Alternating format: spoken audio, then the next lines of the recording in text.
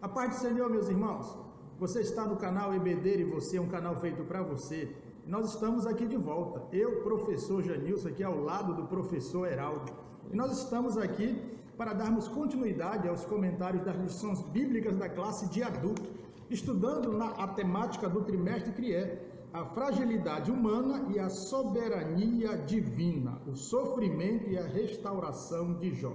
Essa é a nossa temática, a temática que vai permear todo o nosso trimestre. E hoje a lição é a lição de número 2, que tem por título Quem era Jó? Hoje nós vamos estudar esse patriarca, saber mais um pouco dele, das suas virtudes e daquilo que nós podemos tomar como exemplo para a nossa vida.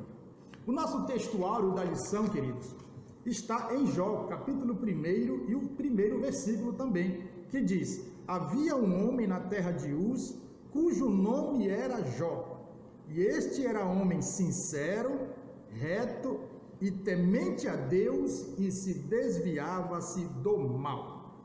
Jó, capítulo 1, versículo 1, como já dito. A nossa verdade prática, naquilo que nós podemos resumir a nossa lição de forma prática, ela diz: quem zela por um caráter irrepreensível obtém testemunho acerca da sua integridade. Nós podemos até falar aqui, professor Heraldo, do testemunho cristão, né? O testemunho cristão tem a ver com esse zelo da integridade e das virtudes cristãs na vida. A nossa leitura bíblica em classe, meus irmãos, a leitura que vai embasar toda a nossa lição, está no livro de Jó, capítulo 1 e o versículo de 1 ao 5, onde é exposto as características e as virtudes que é apresentado esse patriarca. A nossa lição, irmãos, ela tem 3 tópicos. O primeiro tópico de nossa lição diz: um homem de caráter irretocável. O tópico 2 nos diz: um homem sábio e próspero. E o tópico 3 é um homem de profunda piedade pessoal. Esses são os 3 tópicos da nossa lição e nós convidamos você a nos acompanhar no comentário. Tópico 1 da lição: um homem de caráter irretocável. Isso significa que um caráter que a gente poderia dizer um caráter perfeito. Ainda que nós não estamos falando de uma perfeição plena, né, professor Heraldo? Mas do ponto de vista daquilo que o servo de Deus deve ser na presença de Deus e também diante das pessoas. E Jó era esse homem, Eu até tenho dito que é providencial de Deus nós até estudarmos a pessoa de Jó, o livro de Jó, as virtudes de Jó e tudo que Jó passou, devido ao período que nós estamos vivendo, né, que é um período muitas vezes comprometedor em algumas coisas, né? E aí a palavra de Deus vem justamente para nós no livro de Jó, nos falando da necessidade de nós como servos de Deus temos esse caráter íntegro, esse caráter irrepreensível, e aí Jó vem como exemplo para nós. Primeiro, a gente podia destacar de Jó, professor Heraldo, que ele era um homem de profunda espiritualidade, né? E tanto prova que ele era o sacerdote do seu lar, né? Eu gosto de dizer que, em termos de devoção, Davi para mim é um exemplo de devoção a Deus, os salmos mostram isso, mas em termos de paternidade, Jó parece que se destaca nesse ponto. O texto chega a dizer que ele se levanta até de madrugada para oferecer sacrifício em favor de seus filhos, né, para os santificar. Veja a devoção desse homem. Segundo, ele era um homem de um caráter irretocável. Todas as pessoas olhavam para Jó, as pessoas da sua localidade, da sua região, e viam nele um homem no qual se poderia se espelhar. Então Jó tinha um testemunho forte, firme, devido ao seu caráter. E é justamente, professor Heraldo, esse caráter irretocável que é o nosso tópico aqui, né? Há quem diga, e eu já ouvi comentários e até pesquisa nesse ponto, que diz que hoje nós vivemos um tempo em sociedade, professor Heraldo, que nós vivemos uma crise de caráter. Por isso tudo tem que ser no papel, tudo tem que ser autenticado, tudo tem que ser, quer dizer, parece que a palavra da pessoa muitas vezes já não é confiável, né? Diferente de Jó. Quem é honesto, né? E até notícia de quem é honesto. Então, nós vamos... Você fica abismado, né? Exatamente. De hoje, né? Então nós vamos estudar esses 3 pontos: a integridade, a retidão de Jó e a sua espiritualidade como homem temente a Deus e que se desviava do mal. Exatamente isso. Saudações aos amados irmãos, a todos os que nos acompanham através do canal EBD e você. Estamos na segunda lição desse trimestre. Nós estudamos a primeira lição, foi uma lição de apresentação do tema trimestral, né? Uma lição introdutória, não poderia ser diferente, né? Tratamos ali do gênero literário, da estrutura, né? Mas também do estilo, evidente, né? Mas fundamentalmente nós focamos muito na questão da mensagem, né? Sim, na lição passada, né? É importante a mensagem, né? E aqui nós somos recebidos já como cartão de visita aí, né? Sobre esse homem extraordinário, claro que leva o nome do livro, né? Mas é o personagem, digamos assim, principal, humanamente falando, né? De toda a história, né? O professor Anilson falando aqui, a mente buscando aqui, professor Anilson, uma citação do grande reformador Martinho Lutero, né? Que ele dizia assim: a palavra de Deus ela não é nem antiga nem moderna, mas simplesmente eterna, né? Interessante como a palavra de Deus tem essa validade, né? Jó foi escrito ou viveu há milhares de anos para trás, mas é muito interessante como essa palavra ela é vívida, né? É significativa para os nossos dias. Estamos falando aqui dos tempos que nós estamos vivendo, é claro que está se referindo aí ao período eleitoral, né, que nós estamos vivendo, eleições municipais em todo o país, e é recorrente, né, nós percebermos aí o quanto pessoas se vendem, né, fazem negociatas, né, isso é muito prejudicial, principalmente, inclusive, para quem se declara evangélico, né, com certeza, cristão, com certeza. né, e a gente nota assim esse movimento assim de incongruência, né, e de incoerência, né, professor Anilson? Nós não estamos dizendo que a pessoa não possa participar, não né? pode, mas eu estou falando vender, né? dentro de uma ética, né? Porque é justamente a nossa temática aqui. Corretamente. O problema é todo, claro, a gente sabe que no Brasil o conceito de política está um pouco prejudicado, né? Com certeza. E é óbvio que se a gente olhar a política propriamente dita, ela não funciona desse jeito, né? Ou não deveria funcionar desse jeito. Então vamos lá. A lição número 2, o professor Nilson traz esse tema: quem era Jó? É interessante ressaltar que, muito embora nós estejamos aqui utilizando, ou a lição esteja utilizando aqui um pronome que é classificado como pronome interrogativo, aqui não é uma pergunta, tá? Notem que não há um ponto de interrogação aqui, perguntando quem é Jó? Não, quem era Jó, né? Ele não está perguntando, ele está apresentando. Ele está apresentando exatamente isso, né? Não é uma pergunta, mas um esclarecimento, né? E uma apresentação de quem era esse homem. Na verdade, quando nós olhamos para a história dele e todo o livro, claro, mas nós estamos tratando aqui inicialmente dos primeiros versículos, né? A gente percebe claramente que Jó era uma espécie de um servo de Deus fora da curva, né? Ele era um elemento diferenciado, né? Um indivíduo diferenciado, né? A gente sabe que ele era rico, riquíssimo, nós tratamos isso na lição passada. Também é objeto de estudo aqui dentro dessa lição, professor Nilson. Sim. E aí me lembra uma citação do John Rockefeller, né? Segundo alguns dizem que foi o primeiro bilionário da era moderna, né? O John Rockefeller, ele dizia assim: o homem mais pobre que eu conheço é aquele que só tem dinheiro, né? Jó não era assim. A gente percebe que ele não tinha só dinheiro, né? Ele tinha muitas outras qualidades que superavam o simples fato de ter bens materiais. Isso é fundamental estarmos colocando aqui, né? Ele tinha caráter, né? Tinha caráter, que é justamente isso que vai permear toda a lição, essa lição de número 2. Claro que não tem como se desprender a ideia de que ele era rico, materialmente falando, né? E a gente sabe, professor, isso que pela Bíblia, obviamente, né, ser rico não é pecado, como também ser pobre não é nenhuma virtude, não é isso que está sendo colocado aqui, né? Inclusive, Jesus lá em Mateus 19:24, ele foi categórico quando ele disse assim: é mais fácil passar um camelo pelo fundo de uma agulha do que um rico entrar no reino do céu. No reino do céu. Não que ele está dizendo que é impossível, que o rico está impedido de ser salvo, mas há essa dificuldade maior pelo apego que tem. E há uma tendência do coração do homem a se apegar. E quando ocorre um caso como esse de Jó, obviamente, como eu falei, aí nós temos que considerar um movimento fora da curva, né? Com certeza. O Hendrickson fala uma coisa interessante também, professor Nilson, que ele diz assim: o pecado nunca anda só.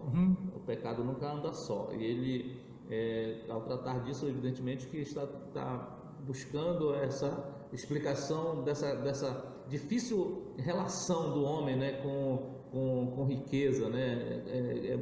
Poucos são aqueles que realmente conseguem administrar sua vida dessa forma, né? O John Stott chega a dizer que a cobiça é como a água do mar, quanto mais você bebe, mais sede te dá, né? E a gente não percebe isso na pessoa de Jó, né? Ele parece ser alguém realmente fora da curva, né? E quando esse tópico fala de um homem de caráter irretocável, primeiro vai tratar aí sobre a integridade dele, né? Que é o subtópico 1, né? Perfeito. Vai falar dele como íntegro, e íntegro aí dentro desse contexto tem a ver com sinceridade, né? E a gente vai ver, olhando à luz da Bíblia, né, professor Genilson, que a integridade, a sinceridade, na verdade, elas expressam aquilo que o crente, que o cristão é em si, né? Tanto a integridade quanto a sinceridade, elas revelam, elas expressam quem o crente é em si, a pessoa propriamente do crente, né? É a prova de que o Espírito está na vida do cristão, que produz esse tipo de virtude, né, professor? Não, exatamente, né? E aí essa questão da sinceridade é muito oportuno a gente estar tratando disso aqui, porque quando a gente toma, por exemplo, o que Paulo disse lá em Filipenses 2,15, no mesmo versículo ele fala sobre sinceridade e fala sobre sermos irrepreensíveis, né?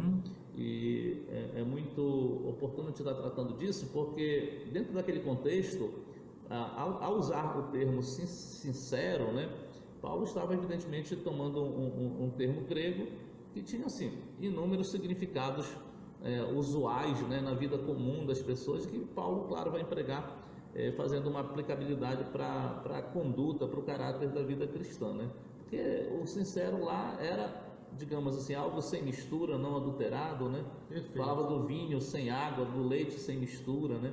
Falava do metal, que também não tinha impureza, né? E o que eu acho interessante é que, segundo alguns dizem, professor Nilson, que o termo sincero, né, ele surge de uma história, né, inclusive alguns expositores bíblicos de vez em quando usam como ilustração, explicação, né? Lembrar que na época se vendia, por exemplo, era comum na época, né, se vender, por exemplo, vasos de barro, né? E era tipo assim, as feiras, né? E quem ia comprar os vasos para revender, ele geralmente comprava nesses mercados, nessas feiras, né? E às vezes o que acontecia, às vezes podia acontecer, como de fato acontecia, de um desses vasos ter sido rachado, ter sido danificado, né? E aquele que estava vendendo o vaso, tinha interesse em vender, ele para esconder o defeito do vaso, né, a rachadura, ele passava uma espécie de cera, né, e dava um acabamento ali para esconder. Para quem era leigo, né, ou até mesmo experiente lá, olhando a olho nu, no primeiro momento não percebia, e levava esse vaso danificado junto com os bons. Só que quando ele ia fazer exposição na loja dele, digamos assim, no estabelecimento dele para vender, geralmente esse vaso ficava também expostos ao sol, e ao ser colocado ao sol, a temperatura ela mostrava, ela fazia a cera derreter, e ao derreter aparecia lá o defeito, a rachadura, né? E é claro que quem comprou o vaso teve prejuízo, e ao voltar lá uma outra vez para comprar, ele ficava indignado, né? E demonstrava essa indignação dizendo: olha, eu posso até comprar de ti, mas agora eu quero que tu me venda vaso sem cera, né? Sem cera. Ou seja, sem rachadura. Sem rachadura. E daí dizem que etimologicamente surgiu o termo sincero, ou seja, alguém sem cera, né? Alguém sem maquiagem, né? Alguém sem camuflar os seus defeitos. E parece que Jó era justamente esse homem extraordinário, né? Nesse sentido, né? Perfeito. Professor Heraldo, esse termo sincero ou íntegro aqui, que é o nosso primeiro subtópico aqui do tópico 1, eu acho interessante porque o nosso comentarista trouxe aqui o termo grego para ele, que é o termo associado, né, que é um termo que vem da mesma palavra verdade. A palavra verdade no grego é aletheia. E aqui o termo é aletinos, quer dizer, que tem da mesma família. A ideia é de que o íntegro, o sincero, é alguém verdadeiro, que é o caso de Jó. Depois nós temos ele aqui como reto, que traz a ideia do irrepreensível. Paulo diz que quando ele era do judaísmo, ele era um estrito cumpridor da lei, que ele diz que segundo a lei ele era irrepreensível, ou seja, não se podia apontar algo para ele. E é o caso aqui de Jó, não é isso? Não, exatamente. Nós até falamos rapidamente, você está voltando um pouco, né? Quando a gente fala de integridade, que tem a ver com a sinceridade, e o tópico tratou disso, né? Na verdade, tem a ver com, porque, como eu falei, a integridade, a sinceridade, ela expressa, na verdade, aquilo que o crente é em si. Um crente verdadeiro. Isso. Reto, que tem a ver com irrepreensível, né? Já vai fazer uma expressividade, na verdade, do cristão em relação ao mundo. Ao outro, né? Ao outro, né? Exatamente. A questão externa, né? Porque... Não é como o crente se vê, mas como o outro vê o crente. Porque, na verdade, a sinceridade é uma relação sua com Deus. Sua com Deus. Lá no fundo, você sabe se você é sincero ou não com Deus. Ainda que as pessoas digam sim ou não em relação à tua sinceridade. Mas só você lá no fundo, na verdade, sabe se você é sincero ou não com Deus, né? É um eu com eu mesmo. Eu com eu mesmo e o meu eu com Deus. Então, exatamente. Não tem ninguém no meio. Já a questão do irrepreensível, não. É uma questão de testemunho para fora das quatro paredes da igreja, das quatro paredes da tua casa, né? Na verdade, fora das quatro paredes da igreja, porque é uma relação tua em família, inclusive das pessoas que não são crentes, na tua família, os teus colegas de trabalho, na escola, na faculdade, ou seja, as pessoas percebem essa externalização dessa vida que lá intimamente você vive com Deus, né? Então quer dizer, professor Heraldo, que não sou eu que digo que eu sou repreensível, só o outro pode. Só o outro pode testemunhar disso, né? Tanto que quando Jesus trata lá do Sermão do Monte, lá em Mateus capítulo 5 ou 7, né? Mas especificamente lá naquela situação do capítulo 5, versículo 13, sim, quando ele trata a questão do sal. Sim. Não é isso? Ele fala a respeito que nós somos o sal da terra, não é isso? Exatamente. E isso tem a ver com a questão de ser irrepreensível, né? Ou seja, desses efeitos do nosso caráter ser percebido pelas pessoas que estão à nossa volta, né? Perfeito. Depois o nosso comentário traz aqui o temente a Deus e desviar-se do mal. Eu acho isso interessante, professor Heraldo, esse desviar-se do mal quando Deus dá testemunho de Jó, porque Deus não está dizendo que Jó só se desviava do mal, ele não praticava o mal também, porque às vezes a pessoa, pode ser que alguém se desvie do mal, daquilo que seria o mal para ele, mas ele pratica o mal, você está entendendo? No caso de Jó, não só ele se desviava do que era mal, mas ele não era um praticante do mal também. Ele não era praticante do mal, e aí claro que nós vamos ver que a causa primeira dele ser, lá o tópico 1, sincero, né? Íntegro, né? A causa primeira dele ser irrepreensível e agora a causa primeira dele se desviar do mal é o fato de primeiro ser temente a Deus, né? Eu acho que é isso que na verdade norteia, dá todo o norte em relação àquilo que Jó é em si, porque na prática, professor Adilson, se nós olharmos em resumo o tópico 1, o que o tópico 1 está apresentando? O que Jó era em si mesmo, em si, exatamente, íntegro, reto, né? Temente a Deus e se desviava do mal. Era o crente em si, né? O crente em si. Perfeito. Então aqui nós ficamos com o tópico 1. Tópico 2 da lição. Um homem sábio e próspero. Professor Heraldo, os diálogos de Jó vão nos mostrar que ele de fato era um homem sábio, tanto prova que ele quem dialoga e quem debate com os seus amigos que vão consolá-lo e que, em certo sentido, também vão fazer uma acusação, né, criticando, dizendo que Jó não era tão inocente quanto ele pensava assim. E ali há uma série de diálogos que mostram o quanto Jó conhecia das coisas da vida e da sua relação com Deus, ainda que não era perfeitamente, porque a dificuldade pela qual ele vai passar vai fazer com que ele tenha um vislumbre maior de Deus.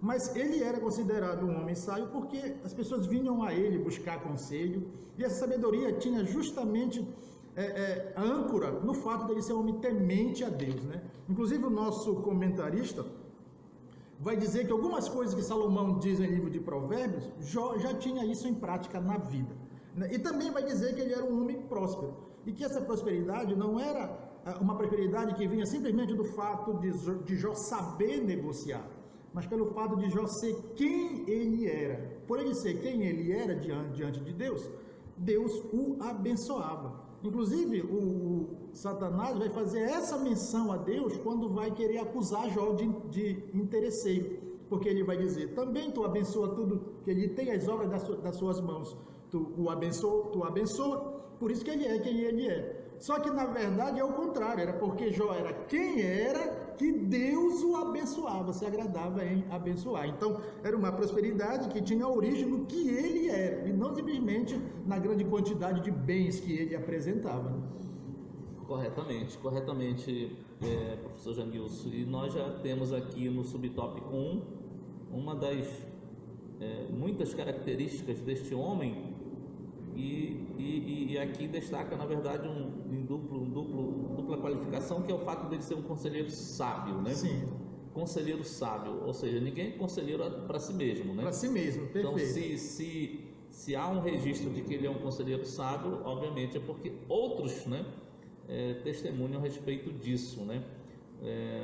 É interessante porque o capítulo 1, versículo 3, o autor do livro vai ressaltar no final do versículo de número 3, professor Janilson, Sim, dizendo que Jó era maior do que todos os do Oriente, né? Uhum. E é interessante como a nossa mente, né, ou talvez mais ainda quem conhecia Jó dentro do contexto histórico, né? Da vivência, né, em loco na época, se alguém abrisse a boca para dizer, olha, Jó é o maior de todos os do Oriente, né? E talvez automaticamente a mente buscasse dizendo assim um complemento, dizendo e o mais rico. Né? Perfeito. Parece que a mente busca isso aí, não é só o maior, é o mais rico. Porque esse maior aqui não tem a ver com a riqueza. Sim. Né? Tem a ver com o quanto ele foi engrandecido. A pessoa dele. A personalidade dele, né? A imagem dele de um homem íntegro, né? Reto, temente a Deus, se desviar do mal, um homem honesto, né? Perfeito. Um grande exemplo de vida era testemunhado. Por inferência, a gente pode perceber isso dentro da história, professor Emilson, porque ao chamá-lo de maior é justamente isso, né? Alguém que era proeminente, né? Alguém que era percebido, não tinha como ninguém notar a figura de Jó nesse sentido, né? Talvez uma pessoa de alto carisma, né? Perfeito. Jesus disse, né, que a gente não esconde uma cidade ficada sobre um monte, né? Correto. Eu acho que o pensamento é por aí, né? Porque eu fico pensando assim, professor Emilson, inclusive trazendo, digamos assim, para o nosso dia a dia, né? Porque Jó, a meu ver, nesse caso aqui, ele funcionava, digamos assim, como uma espécie de porto seguro, né? Ele era uma espécie de porto seguro, né? Assim, sabe aquela pessoa assim que aquelas pessoas, né? Aquele irmão, aquele professor de escola dominical, né? Aquele líder, aquele pastor que você adora estar perto para ouvir, né? Você não sabe às vezes nem explicar porque você tem prazer em estar perto ali, simplesmente para ouvir as histórias, né?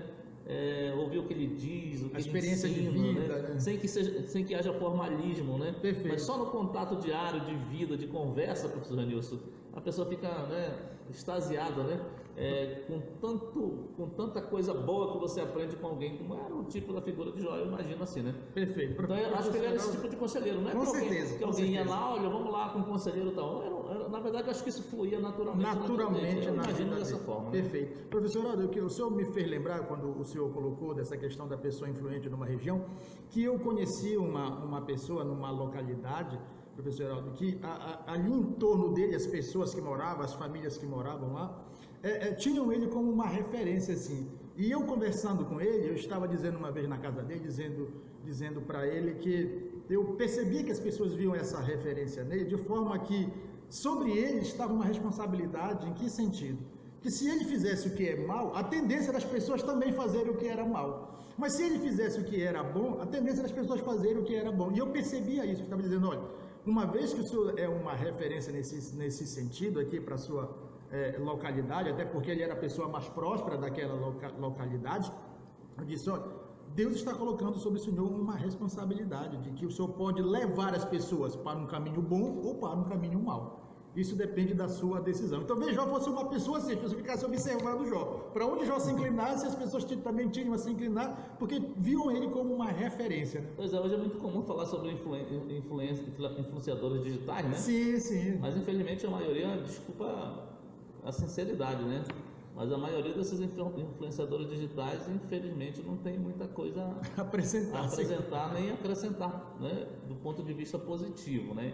Infelizmente, eu acho que Jó, na verdade, era muito diferente, né? Eu até estou lembrando aqui uma citação do Spurgeon. Ele não faz uma citação direta a Jó, né? Mas ele faz uma citação dizendo assim: não cremos na infalibilidade de quem quer que seja, mas é consolador poder estar certo da integridade de um homem. E eu acho que as pessoas da época, claro que a Bíblia registrando nós também temos essa certeza, né? Mas as pessoas que viveram com Jó tinham essa certeza de que se tratavam de um homem diferenciado, né? Com certeza. De um homem fora da curva, né, Sanilson?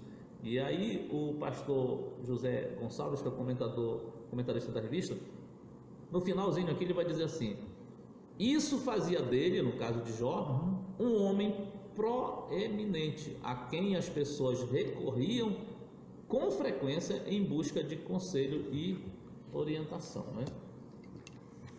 Perfeito, professor Heraldo. E continuando aqui, aí vai falar da prosperidade de Jó, que aí nós vamos entrar nesse segundo ponto aqui, né? Subtópico 2, né? Subtópico 2, né? Que diz que Jó era tanto um tipo assim de fazendeiro, né? Como ele era também um empresário, podemos dizer assim, da área de logística da época. Por quê? Porque tinha muitos camelos, os camelos eram muito usados para transporte, porque podiam caminhar grandes distâncias sem tomar água. E as jumentas também faziam esse trabalho. Então, se nós fôssemos trazer Jó, contextualizar Jó para um dia de hoje, nós teríamos que dizer que ele era um empresário que trabalha em várias áreas. Talvez por isso essa grande quantidade de gente a seu serviço, né? Mas o foco aqui é que nós não podemos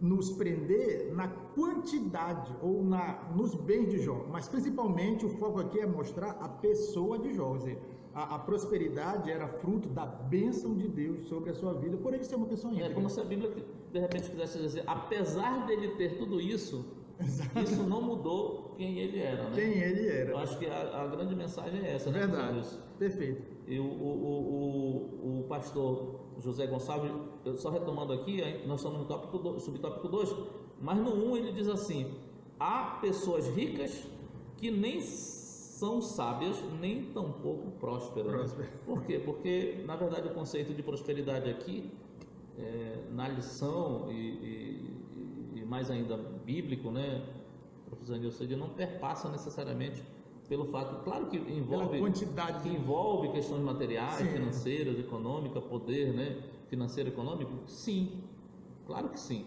mas o conceito de prosperidade, Bíblia, né, ele vai muito além desse conceito restritamente humano e terreno que nós temos, sim, de prosperidade, né? Uma prova disso é quando nós vemos o salmista lá no Salmo 1, no versículo de número 3, sim, ele vai dizer assim: será como a árvore plantada junto a correntes de águas, que dá o seu fruto na estação própria e cujas folhas não caem, tudo o que fizer prosperará. Tudo o que fizer prosperará. Então, é esse o conceito correto, né, bíblico, da verdadeira prosperidade, né? E aí nós vamos ver Jó envolvido dentro exatamente dessa situação, né? Uma prosperidade que corresponde aos verdadeiros conceitos, né? Perfeito. E definições do que é a verdadeira prosperidade na Bíblia, né? Perfeito. A gente observa, professor Heraldo, que do ponto de vista bíblico, o próximo não é quem tem muita coisa, mas aquele que tem o suficiente para si e para socorrer o outro, né? E a prosperidade de Jó, ela é justamente uma junção de três coisas que Deus quer que haja na vida do cristão. A prosperidade de Jó é a junção da sua própria finança, mas da questão familiar e da paz que ele tinha de espírito, ou seja, paz com a sua família e com os outros. Quer dizer, a prosperidade bíblica, ela tem esses três focos. Por quê? Há pessoas que têm muito dinheiro, mas não têm paz com ninguém. É um pé de guerra constantemente, né? Até para... Você sabe que poder e dinheiro geram muita intriga, confusão, quer dizer, a pessoa não tem paz de espírito, muitas vezes compromete a família, né? Quer dizer, tem muito dinheiro, mas a família já está no terceiro, quarto casamento, sétimo casamento, quer dizer, mostrando que ele não um desequilíbrio total, né? E segundo, a finança só não é prosperidade do ponto de vista bíblico, ainda que do ponto de vista humano seja visto assim. Correto. Mas do ponto de vista bíblico é esse equilíbrio, finança, família, que não pode ser comprometido por causa das finanças, né? Inclusive o pastor Josué Gonçalves, que é um terapeuta familiar, ele fala que nenhum sucesso vale a derrota da família, né? Então, finança, família e paz, tanto consigo, com a família, quanto com os outros, isso tudo é que constitui a verdadeira prosperidade do ponto de vista bíblico. Né? E saber administrar tudo isso, né? De forma harmônica, aí está o grande desafio, né? Aí está o temor do Senhor. Exatamente, né? O temor do Senhor, porque a gente estava falando assim, tudo que aconteceu com Jó foi tirado família, bens, tudo, né? A gente vai ver durante, quem lê o livro sabe disso, mas na lição a gente vai estar tratando disso futuramente, a gente vai ver que na verdade o que sobra é a essência dele, né? A essência, quem ele de fato era, né? E isso é muito oportuno de ser colocado. O pastor HDL, já deixou ouvindo o vídeo dele, professor Nilson, parece bobagem, assim, simples o que ele fala, mas é interessante, né? Ele diz assim, as pessoas dizem que o poder corrompe. Ele diz, não, o poder revela os corrompidos. Quem já é corrompido, né? Já ouvi dizer né? isso. Ele fala muito isso. Então veja que Jó, a gente não vai ver em nenhum momento ele, por causa dos bens materiais, das coisas que ele tinha, até mesmo da fama, né? Que ele sabia que tinha essa fama, né? Não é possível que ele não percebesse, com certeza. Né? O quanto ele era importante nesse sentido dentro da sociedade, né? Com quem ele convivia. Ele sabia disso, mas parece que isso não subiu o coração, né? Ele continuou sendo o mesmo. Primeiro, o que movia? O temor a Deus. Temor a Deus. Né? Ele tratava muitíssimo bem a sua família, né? Ainda que a Bíblia não trate especificamente da relação dele muito com a questão da esposa, mas subentende-se que ali a família, não só os filhos, mas o conjunto, né, era muito bem cuidado por ele, os amigos, as pessoas em volta, e todo mundo passava, digamos, estar, de certa forma, se abrigando debaixo da sombra, né? Do guarda-chuva e da sombra de Jó. Isso é muito interessante, né? Como ele era abençoador para os outros, né? Porque isso traz muito prazer à vida do ser humano e à pessoa, Geraldo. Você ser abençoador das pessoas, você ser alguém que as pessoas estão bem por causa de você. Não, e quem tem isso motivado por Deus, ele na verdade ele fica feliz quando ele pode ajudar. Com certeza. O coração dele fica assim, jubiloso, né? De poder ter contribuído, ter ajudado alguém que está passando assim por dificuldade, né? Isso é uma coisa formidável. Perfeito. Aqui nós ficamos no nosso tópico 2. 3. Tópico 3 da lição. Um homem de profunda piedade pessoal. Jó, de fato, era um homem de profunda piedade pessoal. E a gente percebe, por exemplo, nos dois últimos tópicos que tratamos, o primeiro tópico, nós tratamos da pessoa de Jó, do que ele era em si. No segundo tópico, o nosso comentarista trata, além daquilo que ele é em si, mas aquilo que ele também demonstrava aos outros, que os outros demonstravam nele, o que se via nele. Podemos falar que o segundo tópico, então, falava do testemunho de Jó. As pessoas viam nele um homem sábio, as pessoas viam nele um homem próspero. E nesse terceiro tópico é a junção dos outros dois, do que ele era, do que ele refletia para os outros e como isso refletia na família, ou seja, a sua piedade, o seu temor a Deus, que fazia com que ele era a pessoa que era e a pessoa que refletia para a sociedade, para as pessoas da sua região, e como isso impactava a sua família, como era que ele demonstrava essa piedade em família, cuidando da vida espiritual da família. Afinal de contas, ser sacerdote do lar é ser líder familiar espiritual, né, professor Geraldo? Perfeitamente. O professor Janilson aí foi bem categórico, né, em todas as abordagens que fez agora, até fazendo um apanhado aí do tópico 1, do tópico 2, que nós já tínhamos tratado, né? E o tópico 3 vem fechar aí realmente de uma forma muito interessante, falando desse homem aí, professor Nilson, extraordinário, né? Com certeza, Jó é um homem extraordinário Ele é mesmo. extraordinário, né? O que eu falei já anteriormente, né? Era um indivíduo fora da curva, né? Era um indivíduo diferenciado. E quem fala isso, na verdade, não somos nós, né? O próprio Deus falou, né, desse elemento diferenciador, né? Que era Jó, né? No tempo em que vivia, ele era um dos, como o próprio Deus falou, né? Ninguém há na terra, né? Então, essa incomparabilidade de Jó é um negócio tremendo, né? E testemunhado por Deus. Na verdade, o que é mais importante aí? É verdade, Deus, é verdade. né? Mas É o que Deus diz de nós, né? Não, com certeza. E nós chegamos aqui no tópico 3, falando sobre esse homem, né? De profunda, né? Esse é o termo que o pastor José Gonçalves utiliza aqui, na estruturação do tópico 3, né? Falando de um homem de profunda piedade pessoal, né? Note que o pastor José Gonçalves não vai falar apenas que ele tinha uma piedade pessoal, que isso era característico dele, né? Muito percebível, mas ele vai falar que era uma profunda, né? Algo realmente que a gente precisa levar em consideração. E a demonstração de que ele era esse homem piedoso, professor Janilson, de que o temor de Deus era o combustível da sua vida, né? Era aquilo que o movia, porque, só para abrir um parêntese rápido, professor Nilson, existe uma grande diferença entre você ter medo e temor, né? Sim, perfeito. Porque é necessário até explicar isso, né? O medo, ele faz as pessoas fugirem, né? Paralisa as pessoas, né? Paralisa, faz as pessoas fugirem, né? Se acovardarem. O temor não, o temor leva a pessoa a adorar. E a ter ousadia em Deus, né? Exatamente, não só adorar, ter a ousadia em Deus e servi-lo, né? Sim, perfeitamente. Com a mais alta qualidade possível, porque realmente a pessoa tem temor no seu coração. E Jó, nos parece não, com certeza era um homem assim, né? De um temor aprimorado, né?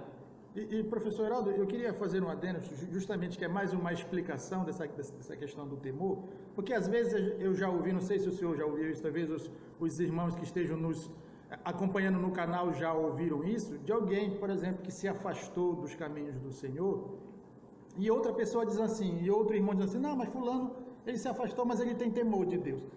Isso parece contraditório, paradoxo, né? Por quê? Porque se tivesse temor de Deus, ele permanecia na presença de Deus, né? E não se afastava de Deus, né? Correto, é uma observação bem oportuna, né?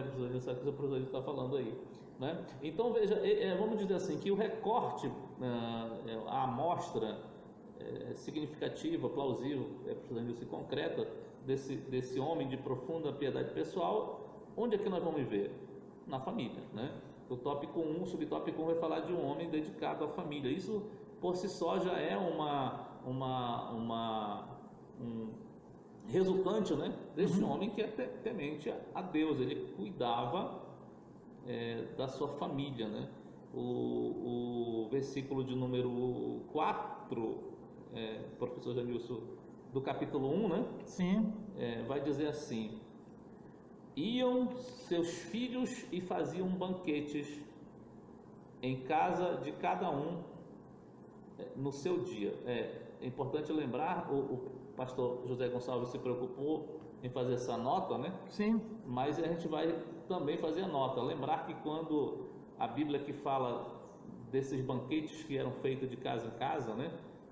Lembrar que esse conceito aqui de banquete não tem nada a ver, digamos, professor, com dissolução. Exatamente, com os conceitos hoje de banquetes que, principalmente a juventude, né, hoje faz, né? Não estou falando da igreja, fora da igreja, né? Não tem essa ideia de festa de bebedeiras, né?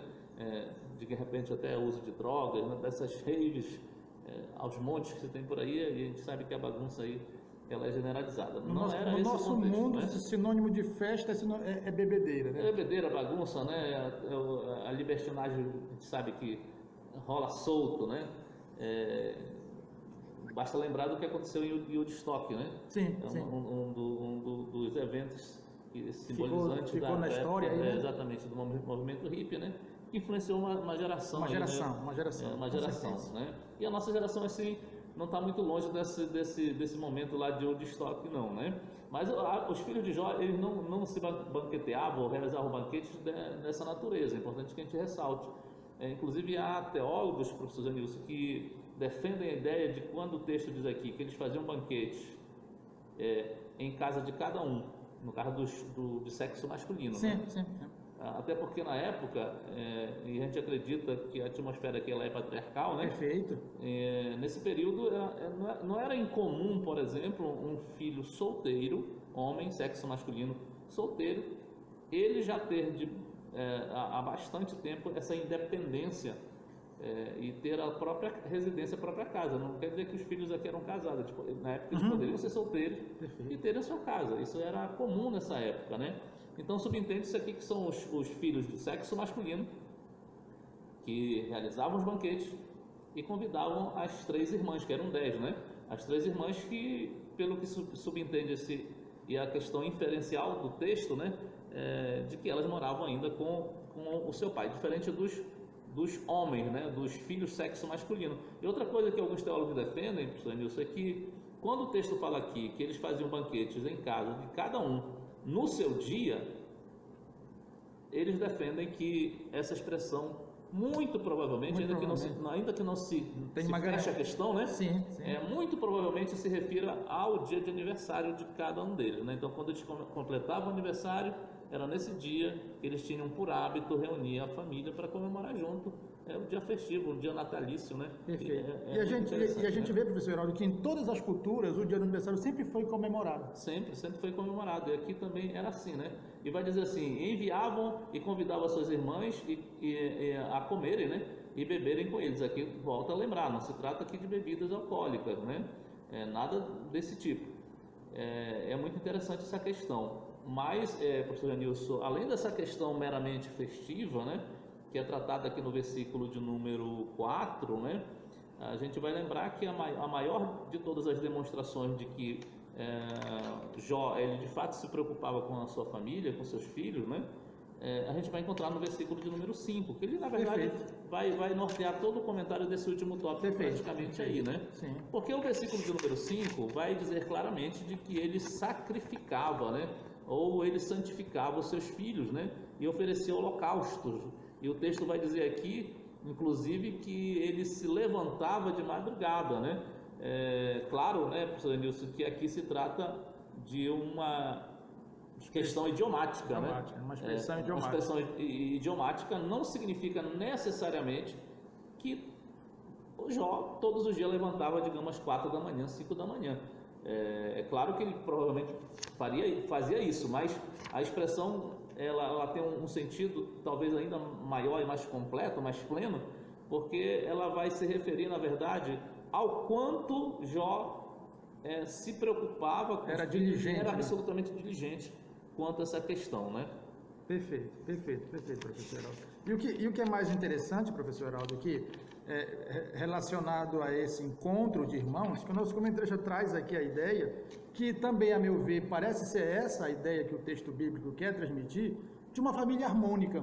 Porque apesar de ser muitos irmãos, essa harmonia era reflexo da piedade de Jó. Ou seja, os filhos tinham um bom exemplo, né, então não havia por que, por exemplo, eles quererem seguir outro caminho, né? Eles têm um exemplo no pai, e essa ideia de ainda convidar as irmãs é para mostrar que a família estava bem unida, havia um clima de harmonia na família dirigido pelo pai. Correto, né? Até me fez lembrar aí, professor Nilson, que quando a gente olha para essa história aí, e esse grande exemplo, né, de Jó e da família, né? Lembrar a citação lá do comentário da Bíblia, o novo comentário da Bíblia, né? Uhum. A gente até falou dele. O professor Nilson tem um exemplar, me deu de presente um. Eu até agradeço, realmente é um comentário muito interessante. O Dr. Russo Shed é um dos organizadores, né? Quando veio para a língua portuguesa, né?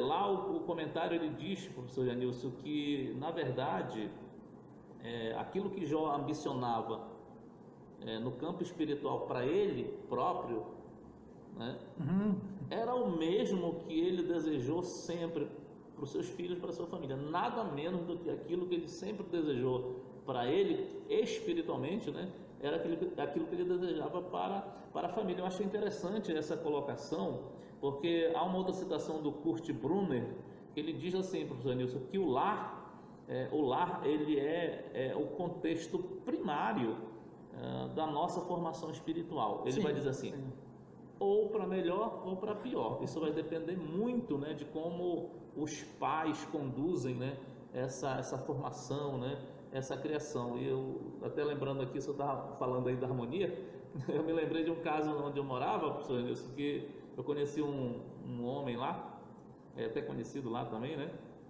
que ele dizia, eu nunca ouvi ele falar, né, para mim assim, mas ouvi de terceiros e as pessoas afirmavam que sim, que ele chegava a abrir a boca e dizer que na casa dele podia faltar comida, mas confusão não. Ele se vangloriava de que na casa dele podia faltar comida, mas confusão entre eles não. Na verdade era para ter vergonha e ele tinha ele tinha orgulho, né? Um negócio impressionante isso aí, né? Mas graças a Deus que Jó era completamente contrário, ao contrário disso aí.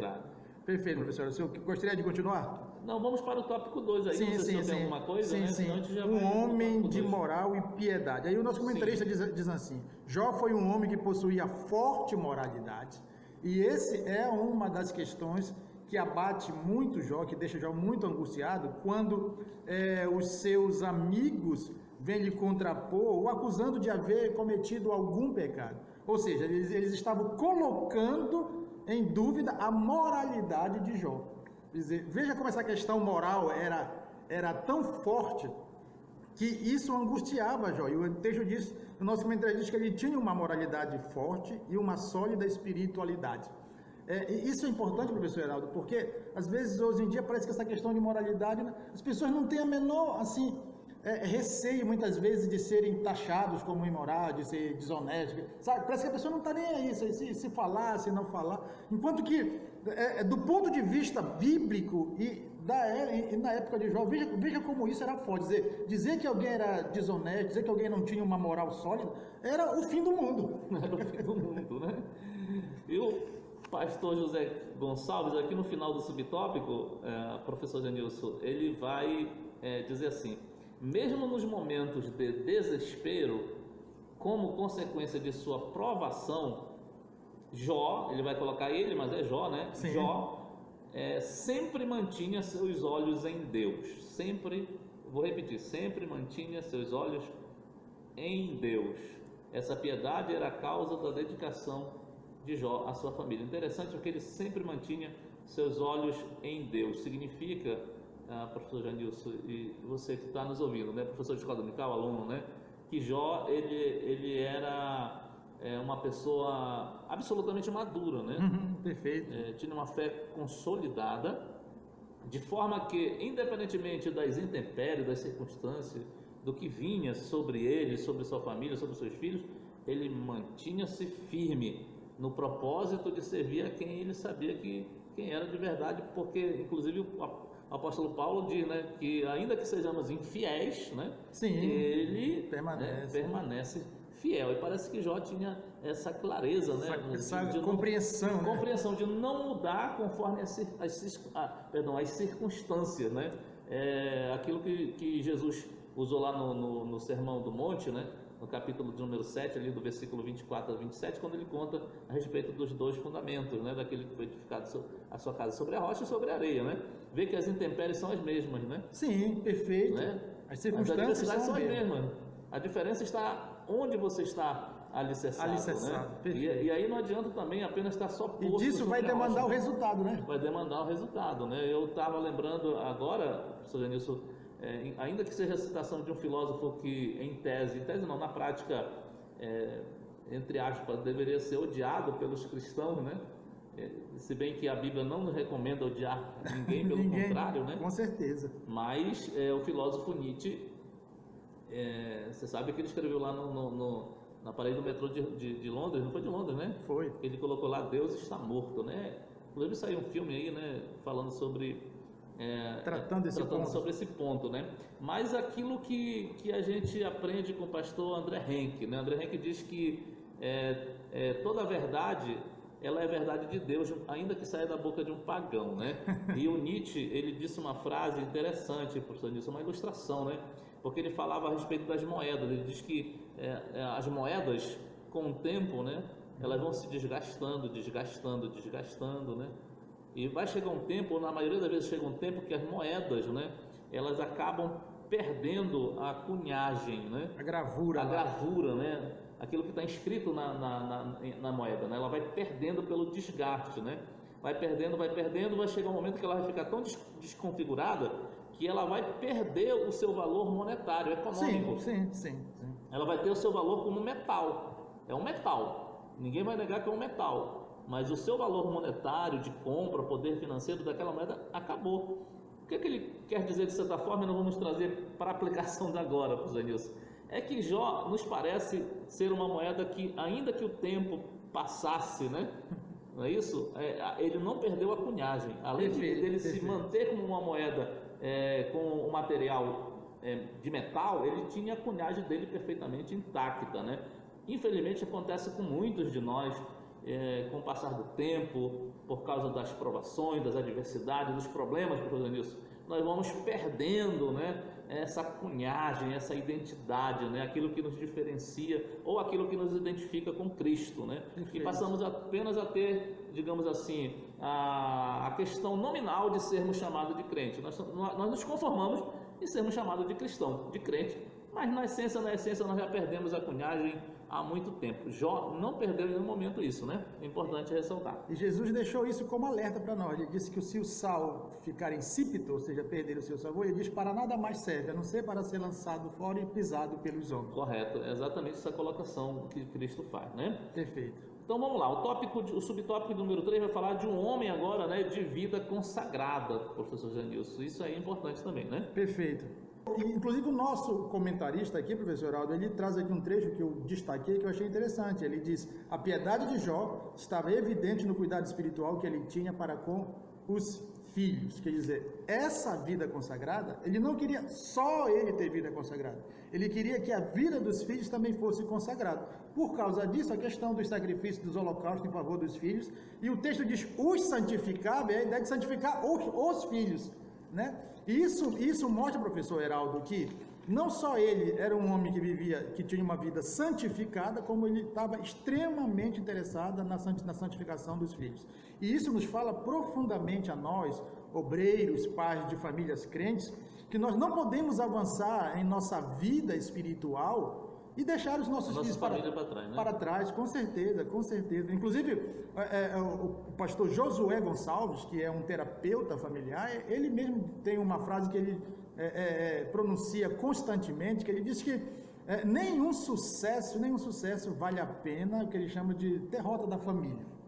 Né? Porque às vezes as pessoas em busca de sucesso, de avanço, de progresso, esquecem a família para trás porque acham que é até um peso levar, né? É como se a pessoa fosse sozinha, era mais fácil ir, né? E às vezes isso pode acontecer conosco. Às vezes nós estamos envolvidos na obra de Deus, em funções, e aí as pessoas vão subindo, né? O servo de Deus vai subindo de cargos e até posições ministeriais, mas aí a lição do Jó nos chama a atenção, como que dizendo: e a tua família? Olha um pouco para trás, né? Eles estão te seguindo ou eles ficaram lá atrás? Exatamente, eu acho que esse papel do nosso, né, como sacerdote, né, ele diz muita coisa, professor Janilson, né, porque quando a gente toma, por exemplo, o texto lá de 1 Pedro 2,9, né, Pedro claramente diz que nessa nova aliança nós recebemos sacerdócio real, né, então nós somos sacerdote, claro, da nossa própria vida e sacerdote da nossa própria família. Mas espera lá, para salvação, não necessariamente. Sim, né? Claro que envolve, porque aí de respeito à santificação, né? Que a salvação, na verdade, quem já cumpriu na cruz do Calvário o que tinha que cumprir foi Cristo, né? Então nenhuma obra que eu possa fazer vai influenciar na questão da salvação oferecida por Cristo, que já foi, né, plenamente consumada, né, e oferecida, né? Mas quando a gente fala dessa questão do sacerdócio nosso, né, em relação a nós mesmos, a nossa família, é evidente que nós estamos falando da responsabilidade de nós nos santificarmos, como Jó fazia, e não apenas isso, mas de buscarmos também a santificação igualmente no mesmo nível, na mesma proporção, em termos de nós desejarmos isso para o nosso filho e para a nossa família, né? Então, nesse ponto, nós somos sacerdotes, mas Paulo vai escrever ao Romanos, José, que além de nós sermos, como Pedro falou, sacerdotes, nós também devemos ser a própria oferta, né, dessa santificação. Não é isso? Porque lá em Romanos 12, Paulo vai tratar dessa questão dizendo exatamente isso. Portanto, rogo-vos, irmãos, que pela compaixão de Deus, não é isso? Que apresenteis os vossos corpos como sacrifício vivo, né? Santo e agradável a Deus, que é o vosso culto racional, né? Então veja que nós temos, digamos assim, esse desafio, né? Como chefe do lar, como líder do nosso lar, né? De estarmos nos santificando e ao mesmo tempo procurando santificar a nossa casa, a nossa família. Isso é muito interessante porque veja que lá no final do versículo 5, né? No final do versículo 5, o texto aqui vai dizer assim: assim o fazia Jó continuamente, né? E quando nós lemos esse mesmo final de versículo na nova versão transformadora, lá na nova versão transformadora, esse mesmo final aqui, professor Danilson, está escrito assim: essa era a prática habitual de Jó. Na Bíblia King James, esse mesmo final de versículo está escrito: e era assim que Jó vivia e procedia, né? Vivia e procedia. Notem que o verbo viver, ele está no pretérito imperfeito. Imperfeito. Se estivesse no perfeito, seria assim: e Jó viveu. É como se ele tivesse, digamos, vivido uma experiência momentânea, única e nunca mais. Mas quando você usa o verbo no pretérito imperfeito, que é o caso aqui dizendo que ele vivia, subentende-se o que, professor Nilson? Algo que se vive assim, continuamente. Uma perseverança, uma constância. Todo tempo, porque o pretérito perfeito está no passado, mas de algo que se repetia na vida dele, porque essa é a ideia do verbo quando ele está no pretérito perfeito, algo que se repetiu. Foi no passado porque ele já morreu, não existe mais. Mas quantas vezes isso ficou?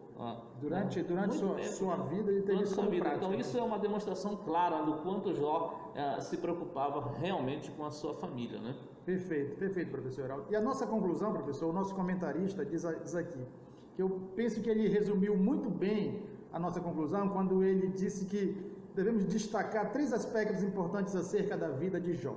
Aí ele vai dizer caráter, que foi tratado no tópico 1, tratado no tópico 1, prosperidade, que nós falamos no tópico 2, e piedade, que foi tratado no tópico 3. Aí ele diz mais: só compreenderemos devidamente a vida desse gigante da fé do Antigo Testamento a partir dessa matriz, a partir desses pilares. Matriz, né?